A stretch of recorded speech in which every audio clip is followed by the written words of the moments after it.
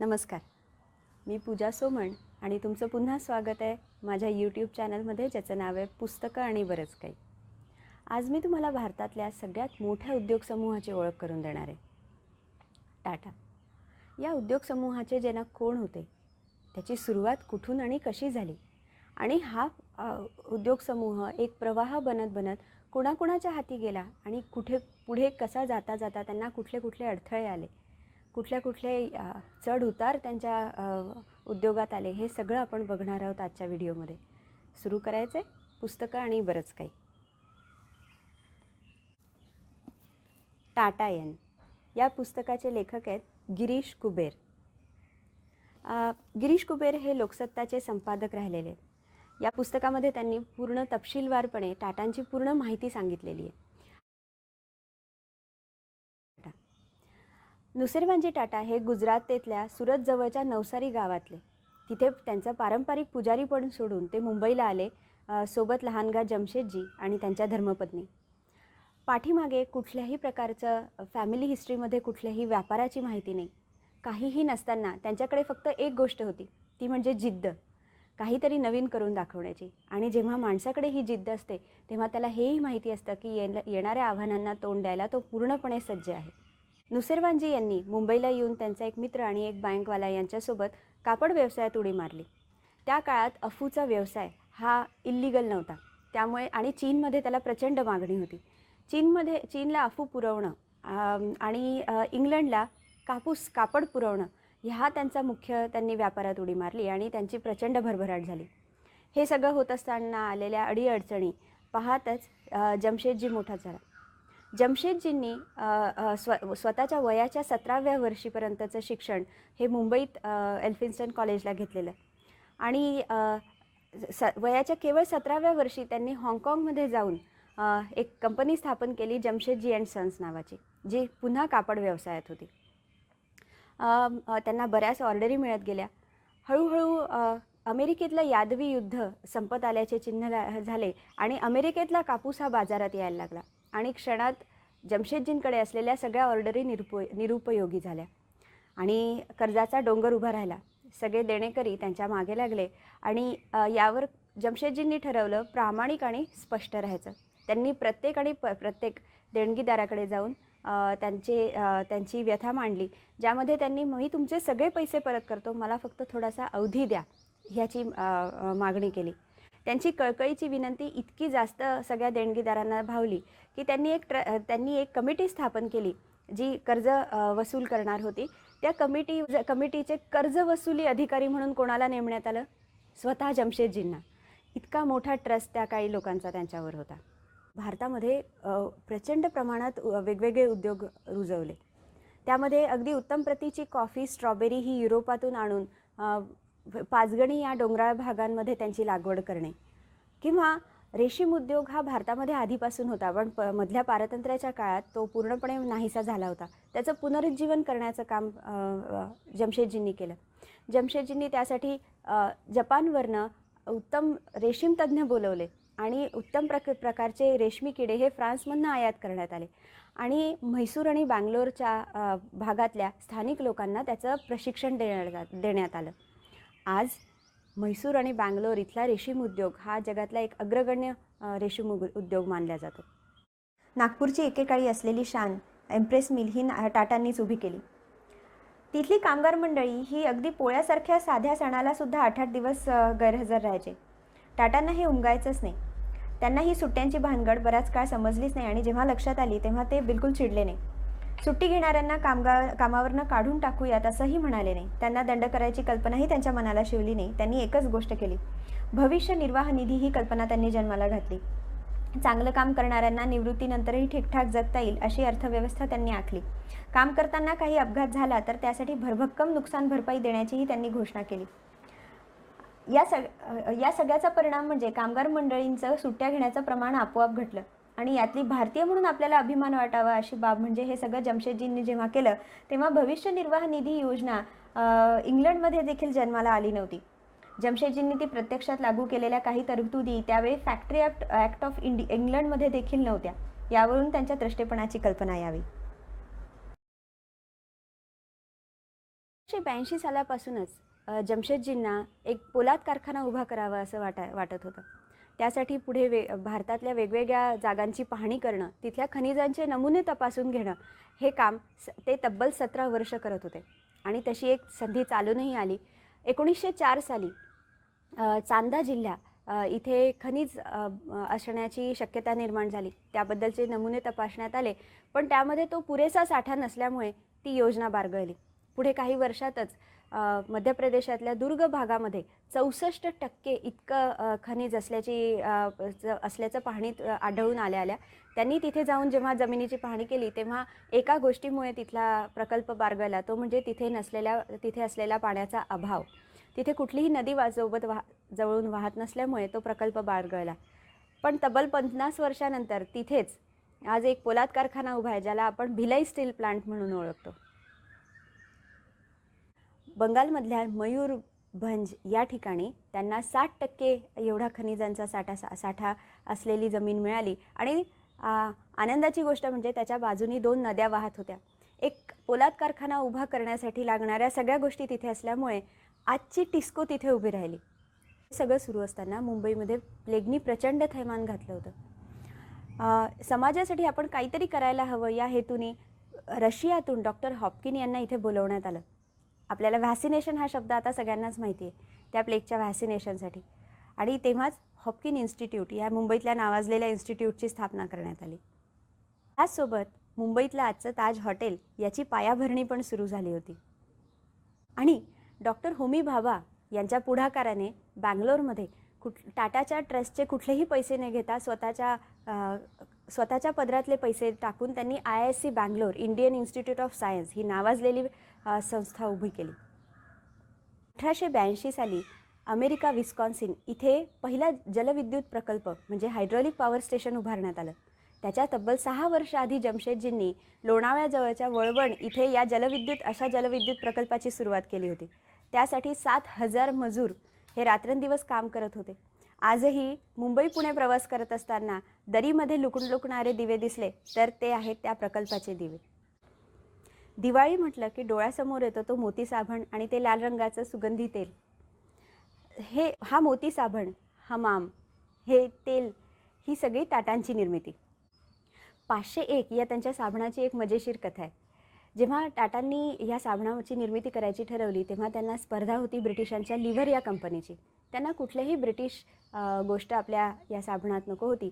आणि ह्या British liver कंपनीला स्पर्धा होती ही फ्रान्समधल्या एका साबणाची, ज्याचं नाव होतं 500. आणि म्हणून टाटा ऑइल मिल्सचे तेव्हाचे अध्यक्ष नवरोजी यांनी सजेस्ट केलं 501, असं ते नाव त्या साबणाचं 501. एक व्यक्ती आपल्या आयुष्यात काय काय करू शकतो ह्याचं हे मूर्तिमंतच उदाहरण आहे. इतक्या वेगवेगळ्या गोष्टी, त्याला येणाऱ्या इतक्या अनंत अडचणी त्यांनी कुठल्याही प्रकारे खचून न जाता एका पोलाद कारखान्यासाठी जर तो व्यक्ती 17 वर्ष वाट बघू शकतो तर ह्याच्यातनं आपण किती जास्त ऊर्जा घेऊ शकतो हे समजतं. त्यानंतर त्यांचे भाऊ दोराबजी यांनी सुद्धा वेगवेगळ्या व्यवसायांमध्ये उडी घेतली. त्यांनी न्यू इंडिया इन्शुरन्स याची स्थापना केली. सालच्या पहिल्या महायुद्धाच्या वेळेस त्यांनी टाटा मेमोरियल ट्रस्ट याची सुद्धा स्थापना केली. ती म्हणजे त्या कर्करोगावरील योग्य प्रकारे संशोधन व्हावं यासाठी. त्यांचे भाऊ रतन टाटा यांना कुठलंही मूलबाळ नव्हतं, त्यामुळे त्यांनी दत्तक घेतलं त्यांच्याच एका कुटुंबातल्या नवल होरमुसजी टाटा यांना. हेच नवल होरमुसजी टाटा म्हणजे आपले आजचे जे रतन टाटा आहेत त्यांचे वडील. जहागीर यांचा जन्म हा फ्रान्समधला, त्यांची मातृभाषासुद्धा फ्रेंच.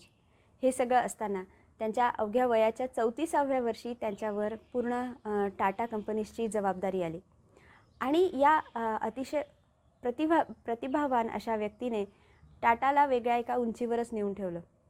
तेव्हा टाटा हा एककेंद्री होता, म्हणजे टाटाच्या असलेला मेन अध्यक्ष याच्याच हाताखाली टाटाच्या या वेगवेगळ्या असलेल्या उपसंस्थांचा प्रमुख पद होतं. त्यामुळे या वेगवेगळ्या उपसंस्थांना स्वतःला ग्रो व्हायची कधीच संधी मिळाली नाही. सर्वप्रथम प्रमुखपदी आल्या JRDंनी सगळ्यात मोठा निर्णय घेतला, तो म्हणजे या प्रत्येक उपसमूहाला, या ब्रांचला आपलं प्रमुख पण नेमून देणं आणि त्या प्रमुखाला निर्णय घेण्याचा पूर्णपणे स्वातंत्र्य देणं. त्यामुळे काय झालं की त्या स्वतः कंपन्या मोठ्या ग्रो होत गेल्या. त्यांच्या एव्हिएशनमधल्या असलेल्या आवडीमुळे त्यांनी स्थापन केली एअर इंडिया, जी पहिले टाटांची होती, त्यानंतर पुन्हा ती भारताच्या गव्हर्नमेंटकडे गेली आणि आता ती पुन्हा टाटांकडे आलेली आहे. याचसोबत त्यांनी हे सगळं होत असताना दुसरं महायुद्ध ठाकलं. दुसऱ्या महायुद्धाच्या वेळेस वेगवेगळ्या व्यवसायांना लागणारा ॲश सोडा हा आपण नेहमी जर्मनी किंवा अमेरिकेतनं आयात करत होतो आणि तो प्रचंड मोठा असा आपल्याला आयातकर्त्यासाठी भरावा लागत होता. 1929 साली त्यांनी एक केमिकल इंडस्ट्री उभारली, जी एक दरबारी सेठ या नावाने अतिशय यंग असलेल्या, अमेरिकेत शिक्षण घेतलेल्या पण मायदेशात काहीतरी करू इच्छिणाऱ्या अशा एका मुलाला लीड करून त्याने तो कारखाना अतिशय अडचणींमधनं प्रचंड यशस्वी करून दाखवला आणि ती आज प्रतिदिन 400 टन ॲश सोडा बनवते. त्याच केमिकल इंडस्ट्रीमध्ये आजचं टाटा स्वच्छ हे जे आपण मीठ खातो ते सुद्धा तिथेच बनतं. पूर्णपणे आयात करत असलेल्या अशा या ॲश सोड्यावर बेसवर पूर्ण आपण स्वदेशीमध्ये कन्वर्ट झालो. नंतर आपले लाडके असे रतन टाटा. नवल होरमुसजी टाटा यांचा हा मुलगा. रतन टाटांचं शिक्षण हे पूर्ण US मध्ये झालं आणि ते स्वतः व्यवसायानं आर्किटेक्ट. तिथे काही काळ काम केलेलं असताना सुद्धा त्यांची आजी लेडी नवाजीबाई यांच्या केवळ इच्छेखातर ते भारतात परतले. भारतात येऊन त्यांनी टाटा इंडस्ट्रीजला जॉईन केलं. ते कुठल्याही कार्यकारी किंवा अधिकारी पदावर नाही, तर त्यांनी पहिली 2 वर्ष ही कामगारांसोबत फ्लोअरवर एका काम केलं. JRDंच्या म्हणण्याप्रमाणे जेव्हा एखादा व्यक्ती तळागाळातून काम करत असणाऱ्या सगळ्यांच्या अडचणी समजून घेतो तेव्हा तो जास्त योग्यपणे कारभार सांभाळू शकतो आणि हेच रतन टाटांनी केलं. पुढे वेगवेगळ्या व्यवसायांची धुरा सांभाळत जेव्हा JRDंनी त्यांना त्यांचा उत्तराधिकारी म्हणून रतन टाटांना घोषित केलं, प्रवास इतका सोपा नव्हता, कारण त्यांच्या विरोधात उभे ठाकलेले होते हे रुसी मोदी, नानी पालखीवाला असे दिग्गज. आणि त्यासाठी त्यांनी कार्यकारी पद हे पहिलं प्रमुख पद घेतानाच त्यांना आलेल्या अनेक अनंत अडचणी, त्याच्यातली सगळ्यात मोठी डोकेदुखी ही त्यांच्या याच्यातली होती, ती म्हणजे राजन नायर या एका कामगार नेत्याची. राजन नायर हा कामगार नेता असलेला दक्षिणेकडचा, तरी पण मुंबईत जन्माने वाढलेला असल्यामुळे त्याची मराठी उत्तम बोलणारा. एका छोट्याशा कारणावरून त्याला कामावरून काढून टाकण्यात आले. या एका गोष्टीचा राग मनात धरून त्याने युनियनला आपल्या पाठीशी धरले आणि युनियनबाजी करत त्यांनी पुढे तो रतन टाटांच्या विरोधात उभा राहिला. नंतर ही डोकेदुखी इतकी मोठी झाली की तो पूर्ण देशाचा एक चर्चेचा विषय झाला. नुकत्याच प्रमुखपदी म्हणून निवड करण्यात आलेल्या रतन टाटांना ही प्रचंड मोठा हा प्रॉब्लेम होता. राजन नायर याच्याशी बोलणीचे सगळेच मार्ग खुंटले होते. मी म्हणेन तीच पूर्व दिशा असा त्याचा आग्रह हळूहळू हिंसक वळण घेत होता. टाटा हे पिळवणूक करणारे उद्योगपती आणि नायर हा गरिबांचा तारणहार अशी प्रतिमा त्याची निर्माण होऊ लागली होती आणि त्यामुळे रतन टाटा यांना आपली भूमिका मांडणं, संघर्ष मिटवण्यासाठी केलेले प्रयत्न इतरांना सांगणं गरजेचं होतं. जनमताचा रेटा आपल्या बाजूने उभा राहील याची पुरेशी तजवीज त्यांनी केली, पण ते कुठल्याही प्रकारे कुठलीही वाच्यता न करता त्यांनी अतिशय योग्य पद्धतीने तो हाताळला आणि त्या वेळेसचे मुख्यमंत्री महाराष्ट्राचे शरद पवार यांच्याशी बोलणी करून रातोरात 80 बसगाड्या भरून त्या पुण्याला पाठवण्यात आल्या.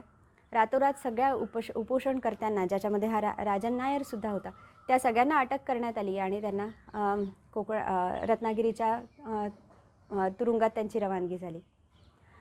हे बघता सगळ्या विरोधात उभ्या असलेल्या दिग्गजांना लक्षात आलं की आपण समजतो तेवढे रतन टाटा साधे नाही आहेत. आणि नॅनोचा इतिहास तर सगळ्यांनाच माहिती आहे. आज साणंद गुजरात इथे उभा असलेला हा प्रकल्प हा सुरुवातीला इथे नव्हता, हा बंगालमध्ये होता. पण तो तिथे प्रकल्प उभारण्याच्या काही काळातच तिथल्या असलेल्या पॉलिटिकल विरोध यामुळे तो रातोरात पूर्णच्या पूर्ण प्रकल्प हलवला गेला साणंद गुजरात इथे. त्यासाठीच्या झालेले अडचणी, त्यासाठी लागलेल्या सगळे कष्ट हे सगळं लक्षात घेऊनसुद्धा नॅनोच्या रिलीजची जी डेट त्यांनी दिली होती ती त्यांनी पाळली. नॅनोविषयी त्यांनी एक सुरेख पद्धतीने त्यांनी एक प्रश्नाचं उत्तर दिलं आहे. ते म्हणतात, प्रश्न विचारला गेला की टाटांना म्हणजे समूहाला देशाच्या अनास्थेचा मोठा फटका बसला नसता तर देशातली पहिली मोटार ही 60च्याच दशकात मिळाली असती. टाटा विमान कंपनीने एव्हाना भरारी घेतली असती आणि मागं वळून पाहताना या सगळ्याविषयी तुम्हाला खंत वाटते का? सरकारच्या नाकर्तेपणामुळे हातातून गेलेल्या संधीबद्दल काही वाटतं का?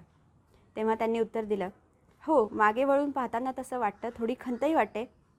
तसं झालं नसतं तर आपला देश अधिक प्रगती करू शकला असता. But whatever said and done, we have taken all of that very philosophically. एक प्रश्न त्यांना विचारण्यात आला, तुम्ही कंपनीची सूत्र हाती घेतल्यानंतर काही कठोर निर्णय घेतलेत. रुसी, मोदी, अजित केरकर, नंतर टाटा फिनान्स घडलं. पण त्याबद्दल काही? हो, ते मला करावंच लागलं. माझ्याकडे कंपनीची सूत्र आली तेव्हा टाटा स्टीलची परिस्थिती खूपच वाईट होती. टेल्कोतही संघर्ष सुरू होता. कामगार नेता राजन नायर, त्याच काळातला संप, असं बरंच काही घडत होतं आणि ते कसोटीचे क्षण होते हे मात्र खरं. हे क्षणच आपल्याला बरंच काही शिकवतात, घडवतात असं माझं मत आहे. मोठ्या लढाईसाठी ते तुम्हाला तयार करत असतात आणि हे सगळं मी त्या क्षणांमधूनच शिकलो. एक प्रश्न. आकडेवारी दर्शवते की तुमच्या काळात टाटा समूहानं खूपच मोठी भरारी घेतली. प्रत्येकाच्या कारकिर्दीत असा एक क्षण येतो की जो ओळखता येतो. तो हा क्षण तुमच्या कारकिर्दीतला असा क्षण कुठला? माझ्या आयुष्यातला असा क्षण म्हणजे अत्यंत तोट्यात गेलेली इलेक्ट्रॉनिक्स कंपनी नेल्को. जेव्हा ती माझ्याकडे दिली गेली त्यावेळी कंपनीची परिस्थिती अतिशय हलाखीची होती. इतकी की पुढच्या महिन्यात कामगारांचे पगार देते येतील की नाही हा प्रश्न उभा होता. त्यावेळी वेतनासाठी पैसे उसने घेण्यासाठी मला बँकांचे उंबरठे अनेकदा झिजवावे लागलेत. त्या काळात मी खूप शिकलो. परिस्थितीने मला खूप शिकवलं आणि दिलंही. प्रश्न पुन्हा, या वयाच्या या टप्प्यावर मागं वळून पाहताना असं वाटतं का आपण भारतात जन्माला आलो नसतो तर अधिक काही करू शकलो असतो? आपण योग्य घरात पण अयोग्य प्रदेशात जन्माला आलेलो आहे. नाही, असं त्याच्यावर त्यांनी उत्तर दिलं, नाही, असं अजिबातच नाही. उलट मी स्वतःला खूपच भाग्यवान समजतो, कारण माझ्याकडे कंपनीची सूत्र येण्याचा काळ आणि देशात उदारीकरणाचे वारे वाहून लागण्याचा काळ एकच होता. ते तसं झालं नसतं तर तू म्हणतोयस तसं कदाचित मला वाटूही लागलं असतं. मी कदाचित परत अमेरिकेलाही गेलो असतो. त्या अर्थानं मी खरंच भाग्यवान आहे. अनेक क्षेत्र गुंतवणुकीसाठी खुली झाली आणि इतकी वर्ष जे आपल्याला करता आलं नाही ते आपण करू शकलो. लायसन्स परमिटच्या राज्याची ती शेवट होती. हे असं व्हावं यासाठी JRDनी किती संघर्ष केला होता हे मला माहिती आहे. त्या काळात त्याला फळं आली.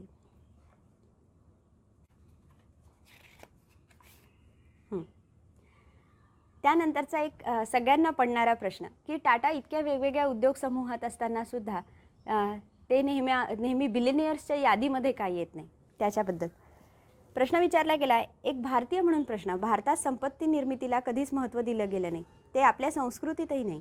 जमशेदजी किंवा अमेरिकेतले महाप्रचंड उद्योगपती रॉकफेलर यांचा जन्म एकाच वर्षातला. पण रॉकफेलर ज्या गतीनं पुढे जाऊ शकले ती गती टाटा समूहाला कधीच मिळाली नाही. तेव्हा असं वाटतं का की टाटा जर युरोपात, अमेरिकेत असते तर अधिक काही करू शकले असते? त्यावर त्यांनी उत्तर दिलं, आपल्याकडे संपत्ती निर्मितीला महत्त्व नाही हे वाईटच आहे, अगदी दुःखदायक आहे. त्यामुळे हे खरं आहे की टाटा जर अमेरिकेत, युरोपात असते तर नक्कीच त्यांची अधिक प्रगती करू शकले असते. पण त्याचवेळी भारतावर टाटांचा जितका प्रभाव आहे तितका प्रभाव या बड्या देशात टाटा असते तर त्याच्यावर पडला असता का? हा प्रश्नही मी स्वतःला विचारतो. जमशेदजींनी जे प्रकल्प हाती घेतले ते सर्वच्या सर्व राष्ट्रीयदृष्ट्या प्रचंड महत्त्वाचे होते. पोलाद, वीज हे त्यावेळी कोणी खाजगी क्षेत्रात करत नव्हतं आणि ते जमशेदजींनी केलं. आम्ही जर समजा अमेरिकेत असतो तर असं करणाऱ्यांमधल्या अनेकांपैकी एक ठरले असतो. हा सगळा प्रवास पाहताना आपल्या लक्षात येतं की अनंत अडचणी, वेगवेगळ्या प्रकारच्या अडचणी, वेगवेगळ्या व्यवसायांमध्ये त्यांचे चाललेले प्रवास, हा सगळा एक मोठा प्रवाह बनलाय. पण कुठेही टाटांनी त्यामध्ये तडजोड केलेली नाही आहे. हे कसं शक्य झालं? तर आपण बघाल तर टाटांचा हा जो नेक्स्ट येणारा जो उत्तराधिकारी आहे हा कुठल्याही प्रकारे फक्त आपलाच वंशज असावा किंवा आपलाच मुलगा, राजाचा मुलगाच राजा होईल हा कुठल्याही प्रकारे त्यांनी रूल ठेवलेला नाही. जो कॅलिबर्ड आहे, ज्याच्यामध्ये केपेबिलिटी आहे, तो व्यक्तीच उत्तराधिकारी होईल. निव्वळ या एका हेतूने चाललेला हा प्रवास आहे आणि त्यामुळेच आज आपण त्याला इतका मोठा प्रचंड असा महासागर बनलेला बघतो. हे पुस्तक नक्की वाचा. अतिशय डिटेलमध्ये फार सुंदर पद्धतीने सगळ्या गोष्टी